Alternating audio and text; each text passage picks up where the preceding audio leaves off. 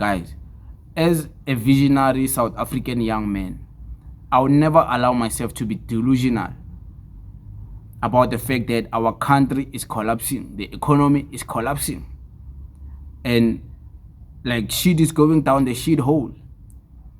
And trying to dive deep into the rabbit hole of how can these issues be fixed, how can employment be fixed, how can more people get more jobs, how can our country industrialize and even support and even get support from our African brothers and sisters, is to allow a free trade in Africa.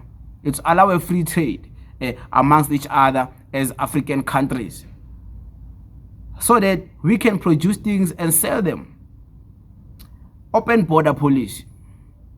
Most of you guys don't understand the psyche behind it. But can you watch Mbuyiseni Ndlozi explain to you guys what it really is about? Take a watch. And many people think when the EFF talks about regional integration, they bastardize it like, open border, that when we take over, you're going to open the border immediately. No, you wouldn't. Even in our manifesto, that we deliberately use the word gradual, because that has to be in conversation with citizens of other countries. It has to be in conversation with these common programs of economic stability. But already, we depend so much on the region for our water. Here in Johannesburg, the water comes from Lesotho. We have a big electricity problem. The Mozambicans have electricity. They've got gas, they can give us electricity. There's so much that can happen. And if we do not start in the interest of stabilizing the continent, we'll always have people coming to knock at the door. We'll never have peace. The United States ignoring of the Hispanic world, of Mexico, for an example. They've got the largest, most powerful border control in the world. It hasn't saved them from that particular immigration problem.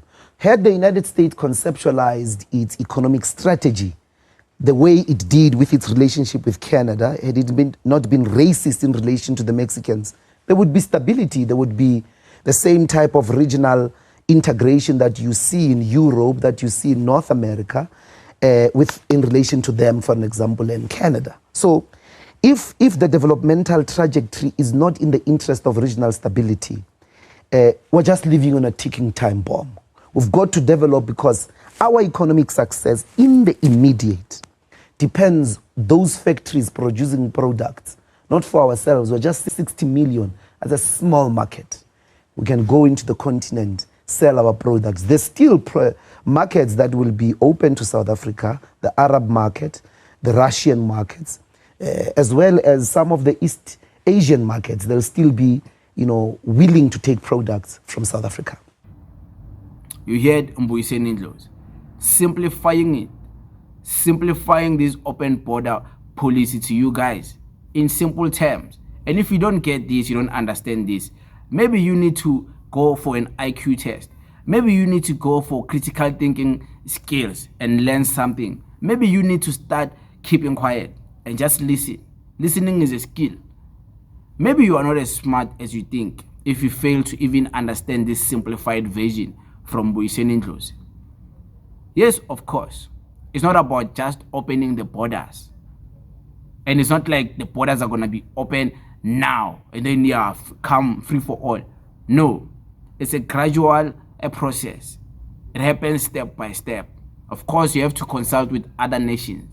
You have to create policies for exportation and importation with proper tariffs, to do business proper with other African countries.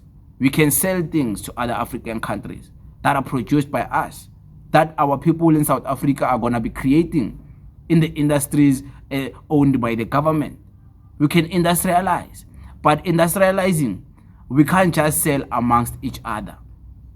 So the free trade of the borders, allowing people to go to other countries and sell, of course with permits, of course with visas, of course with proper documentation. Nobody can run away. Of course with police patrolling, who's coming in, who's going out. All of that involved. But still there's a free trade. You are allowed to go to Nigeria. You are allowed to go to Zimbabwe and go sell and start a company. Free trade. The GDP would increase. people will get more jobs. More jobs would be increased. We'd be selling things, producing them here in South Africa, selling them, exporting them to the whole of Africa. South Africa is the most celebrated country, in South Africa. And then, it can be the most judged and most criticized country in Africa. But we celebrate it within South Africa. And we get criticized all over the world for all different sorts of reasons. But we are still looked at as a superpower because we are the southern part of Africa. So, in our country, it's special like that. People respect our country. People want to come to our country. So our country has that reputation of a country that knows what it's doing. So we can even do more. We can do more. We can produce and sell amongst other countries. We can create laws that allow a proper documentation. If we go there, if people come here, we know who it is. We can advance technologically. We can advance the police system, the IDs. We can advance everything. We can build our own cars. The problem, South African people, most of them, they don't believe they can do it. That's one thing I've noticed. They don't believe they're capable of doing it. That's why they want to make excuses and say, we want jobs, we want jobs. What if you were the one who created the jobs? How would you feel? You are the boss, you are the owner. Or maybe you're a manager of one of the firms, government firms that are producing food, that are producing clothes. What if? More jobs for people. Look now, many people are being retrenched. Look now, many people are losing their jobs. Look now how many people have started losing their jobs from all sectors of work in South Africa. Teachers, miners, doctors, losing their jobs. So there's no industries. And even if they were, it wouldn't be just enough to sustain us here only in South Africa. We would need to export things.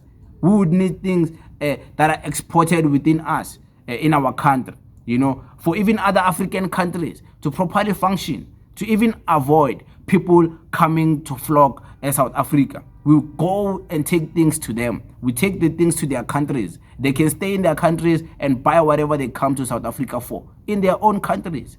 Look now, there's plenty of things to buy in South Africa. They're not there. They're not in many numbers in Zimbabwe. They're not in many numbers in Zambia. They're not in many numbers in other African countries. That's why all these people are flocking here. So we can take all these things that are here to their countries by introducing a system of free trade, free market trade within African regions. And SADC, create a system in which countries, what are the agreements? Come up with those things. Be visionaries. Be innovative.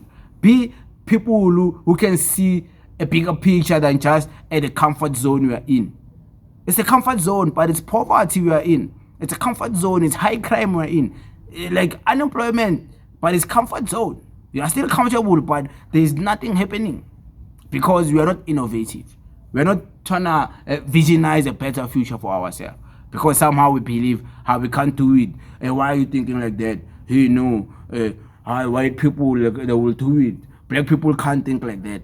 Like, come on, we think like that. Some of us are very creative. Some of us do things you'd be amazed. We are very creative.